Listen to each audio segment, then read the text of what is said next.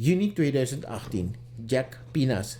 Maar naast mij staat de man die de nieuwe Surinaamse vlag heeft ontworpen, bedacht, Jack Pinas. Meneer Pinas, hoe hebt u de opdracht gehad voor die vlag?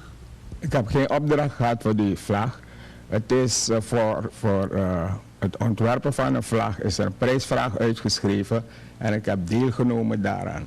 Dus de kwestie van ontwerpen is enigszins misplaatst. Het is van veel groter importantie dat er een prijsvraag gewonnen is door mij.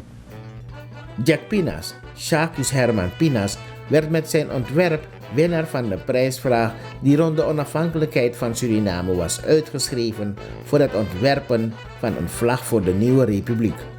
Hij was erg gemotiveerd om de vlag van de nieuwe Republiek Suriname te ontwerpen, maar vanwege veranderingen die zijn aangebracht aan zijn ontwerp noemde hij zichzelf echter principieel geen ontwerper, maar inspirator van de Surinaamse vlag.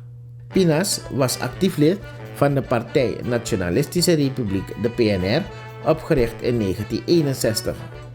Deze organisatie leverde een substantiële bijdrage aan het verkrijgen van Surinames onafhankelijkheid in 1975. In de vakbeweging was hij zeer actief als een van de leiders van de Centrale van Landsdienarenorganisatie CLO. Hij was medeoprichter van en docent aan de Nieuwe School voor Beeldende Kunsten van Nola Hatterman. Een van de grote kunstenaars aan wie hij les gaf was Joseph Klas, ontwerper van het Kwaku-standbeeld dat op 1 juli 1963 werd onthuld. Vanwege zijn verdiensten voor het land ontving Pinas als een van de eersten in Suriname de R. Dobru Award. Jack Pinas.